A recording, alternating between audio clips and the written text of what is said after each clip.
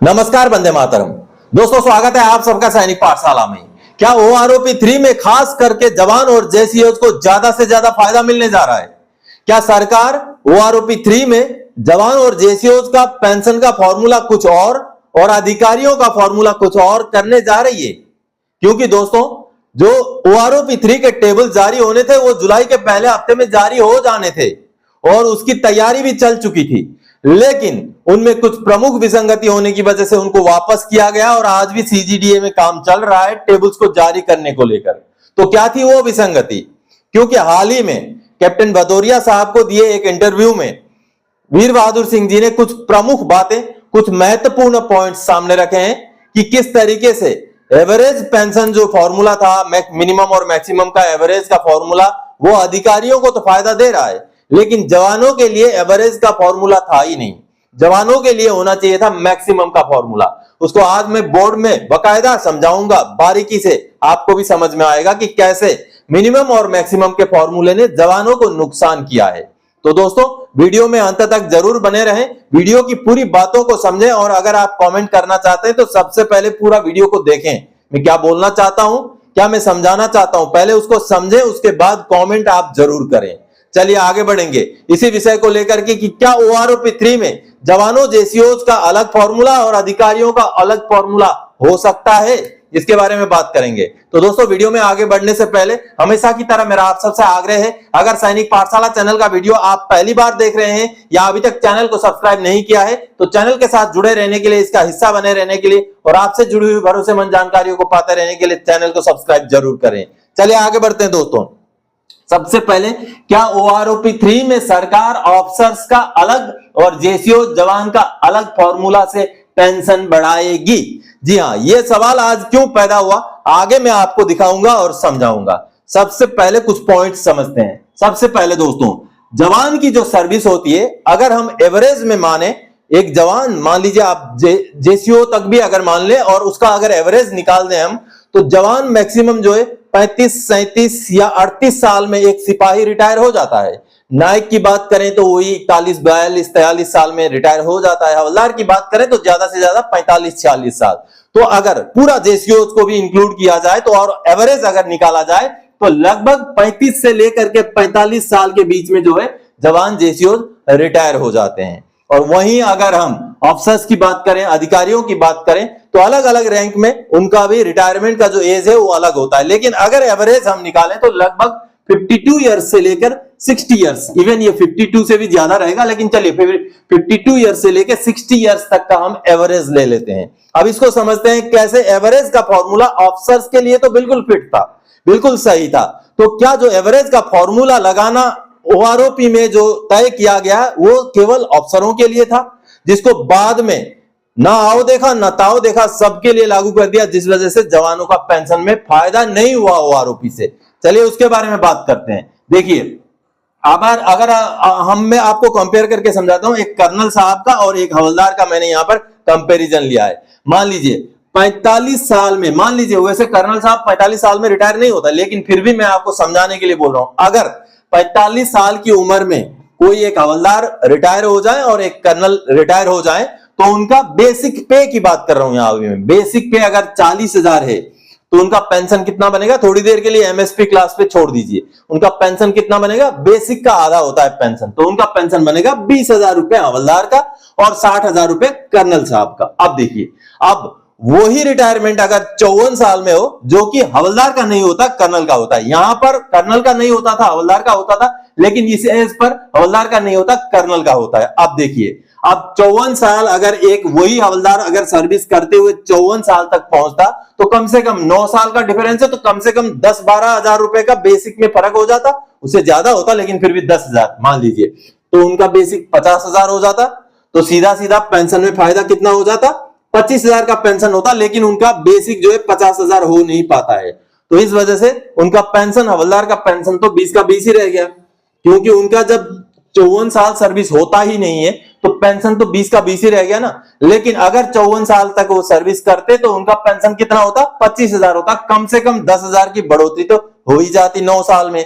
अब कर्नल साहब का देखिए, कर्नल साहब अगर और 9 साल सर्विस करते हैं तो उनका कम से कम भी 40,000 रुपए का बेसिक में फर्क होगा, क्योंकि कर्नल का जो बेसिक का स्लैब है वो लगभग 3-4 हजार रुपए का डिफरेंस होता है। तो इस वजह से लगभग आप मान के चलिए कि 1,60,000 रुपए उनका बेसिक हो जाता है। और ये प्रैक्टिकल है, होता है, क्योंकि 54 साल तक कर्नल साहब नौकरी करते हैं तो जा करके उनका पेंशन कितना बनता है, 80,000 बनता है। अब देखिए, एक हवलदार जो 45 साल की उम्र में रिटायर होता है, चाहे वो 54 साल सर्विस करे, क्योंकि 54 साल सर्विस होती ही नहीं है हवलदार की, तब भी उसका जो पेंशन है वो 20,000 होता है।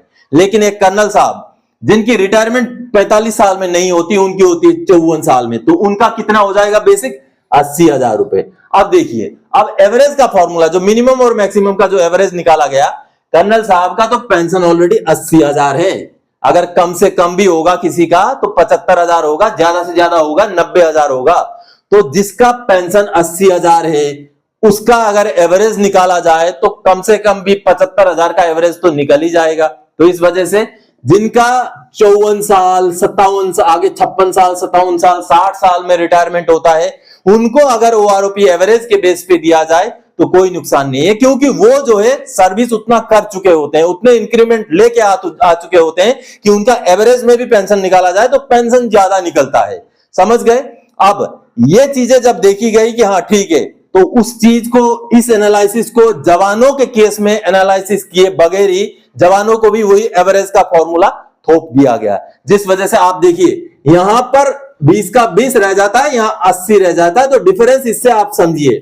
तो अब ये 20 वाले का जब एवरेज निकाला जाएगा तो कितना निकलेगा, तो एवरेज के फॉर्मूले से जवान को किस तरीके से नुकसान हुआ आप अभी समझ गए होंगे शायद, मैंने जो आपको समझाया। क्योंकि एवरेज से क्या होता है, जितना ज्यादा सर्विस, जितना ज्यादा एज उतना फायदा, कम एज कम सर्विस उतना नुकसान, क्योंकि जवान का सर्विस तो कम होता है और जो उनका एज रिटायरमेंट का वो भी कम होता है, जिस वजह से उनका एवरेज में पेंशन कम निकलता है। लेकिन अधिकारियों का सर्विस ज्यादा होने की वजह से एवरेज उनका ज्यादा निकलता है। तो अब सवाल होता है, किसने सुझाया ये मिनिमम और मैक्सिमम का एवरेज का फॉर्मूला? जी हां, किसने सुझाया और क्यों सुझाया?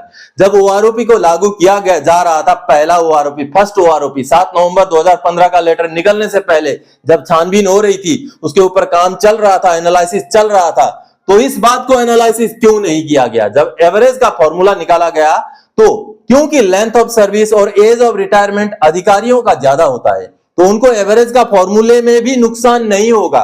लेकिन चूंकि जवानों का कम होता है, कम सर्विस होता है, कम एज होता है, तो उनको एवरेज का फॉर्मूला अगर लागू कर दिया गया तो नुकसान हो जाएगा। इस बात को क्यों एनालाइज नहीं किया गया? तो ये जो मिनिमम और मैक्सिमम का फॉर्मूला है, ये किसने सुझाया और किस तरीके से आया, ये कहीं ना कहीं सवालिया निशान खड़े करता है। क्योंकि जो जवानों का जो फिक्सेशन होना था वो मैक्सिमम नोशनल पे होना था, बिल्कुल, तभी जाकर के जवानों को ओआरओपी का एक्चुअल फायदा मिल पाता। हाँ, पहली बार थोड़ा सा बजट ज्यादा लगता सरकार का, पहली बार, उसके बाद वो रूटीन में आ जाता, उसके बाद बजट का इतना ज्यादा प्रॉब्लम नहीं होता। आज जितना बजट लगना है लगभग उतना ही बजट लगना था, लेकिन पहला बजट में थोड़ा सा ज्यादा लगता अगर नोशनल मैक्सिमम में दिया जा गया होता तो। अब सवाल होता है, क्या टेबल में देरी मतलब जेसीओ जवानों का फॉर्मूला चेंज? अब ओआरओपी 3 में होगा मैक्सिमम फायदा। सबसे पहले तो बीर बहादुर सिंह जी ने कैप्टन भदौरिया साहब को जो बोला है उसके कुछ अंश मैं आपको सुनाना चाहता हूं, वो सुन लीजिए। एक नोटिंग में हमें एक पत्र मिला है, एक लिखित मिला हुआ है कि ओआरओपी की कंसेप्ट को, जो हमारी घोषणा है बीजेपी सरकार की, उसको लागू किया जाए विथ मिनिमम बजट। तो जो वर्डिंग है मिनिमम बजट, वही ये सब समस्याओं की देन है। तो ये सब बजट कट करने के लिए ये एनोमली पैदा की गई है। ये अफसर तो 60 साल तक कर लेता है, 58 साल तक, तो अगर हमारे जवान 50 साल में रिटायर्ड होते हैं तो कम से कम 10 इंक्रीमेंट से महरूम हो जाते हैं, छूट जाते हैं। अफसर तो पूरा इंक्रीमेंट ले रहा है, उसका तो ठीक है एवरेज। हमारा जो कम सेवा है, 8 साल 10 साल 15 साल कम सेवा करते हैं और इंक्रीमेंट से वंचित रह जाते हैं due to lack of service, तो आप हमारा एवरेज उनके फॉर्मूला के अनुसार थोड़ी हमारा फॉर्मूला दे सकते हैं, जिसको इस बार सरकार ध्यान रखेगी। इन मैटरों को, एक आध मैटरों को लेकर हम लोग कोर्ट भी गए एक्सपी को लेकर। तो दोस्तों, अभी जो बातें आपने सुनी उसमें से 3 प्रमुख बातें निकल के आती हैं। नंबर 1 बात कि ओआरओपी को कम से कम बजट में रिलीज किया जाए, यानी कि ओआरओपी इस तरीके से लागू किया जाए कि उसमें बजट कम से कम लगे। और दूसरी बात दोस्तों, जो एवरेज का फॉर्मूला है वो अधिकारियों को फायदा देता है, लेकिन कहीं ना कहीं जवानों के लिए एवरेज नहीं, नोशनल मैक्सिमम का फॉर्मूला होना चाहिए था। और तीसरी बात, OROP 3 में सरकार समझ गई है सभी विसंगतियों को, तो वैसे विसंगतियां OROP 3 में नहीं रहेंगी। ये 3 प्रमुख बातें वीर बहादुर जी ने कही हैं। लेकिन अब मेरा सवाल यहां पर जो सवाल है, क्या टेबल में देरी मतलब जेसीओ जवानों का फॉर्मूला चेंज होगा? अब OROP 3 में होगा मैक्सिमम का फायदा? क्या ऐसा हो सकता है? अब मेरी राय मैं आपको बताता हूं दोस्तों। चूंकि रक्षा मंत्रालय ने 10 जुलाई 2024 को OROP 3 के लिए जो रूलिंग लेटर जारी करना था वो भी जारी कर दिया है। ये सामने आप जो लेटर देख पा रहे हैं, और इस लेटर में पूरे प्रावधान, पूरे रूलिंग्स लिख दिए गए हैं कि किन रूलिंग्स के बेस पर, किन जो है एनालिसिस के बेस पर, किन बातों के बेस पर OROP 3 को लागू किया जाएगा। और यहां पर प्रमुख बात जो OROP 2 में भी थी वही है, यानी कि मिनिमम और मैक्सिमम का एवरेज। ये जो आप सेंटेंस पूरा पढ़ पा रहे हैं, यहां पर क्लियरली लिखा हुआ है OROP 3 के लिए भी सरकार वही रूल लागू करने जा रही है, यानी कि मिनिमम और मैक्सिमम का जो एवरेज निकलेगा उसी के हिसाब से OROP 3 भी दिया जाएगा। हालांकि जो बातें चल रही हैं, जो मांगे चल रही हैं, जो पॉइंट्स उठाए जा रहे हैं वो बिल्कुल जायज हैं, लेकिन सरकार ने रूलिंग जारी कर दिया है। अब इस हिसाब से मुझे जो दिख रहा है दोस्तों, OROP 2 में जैसी विसंगतियां थी वैसे ही विसंगतियों के साथ OROP 3 भी आने वाला है। हालांकि ये समय बताएगा जब टेबल्स जारी हो जाएंगे, लेकिन मेरा मानना तो यही है। आप क्या मानते हैं आप जरूर कमेंट करके बताइएगा दोस्तों। तो दोस्तों आज के इस वीडियो में इसी एनालिसिस के साथ आया था। आगे और कोई जानकारी आपसे सरोकार रखने वाला विषय लेके मैं फिर से हाजिर हो जाऊंगा। तब तक के लिए जय हिंद दोस्तों।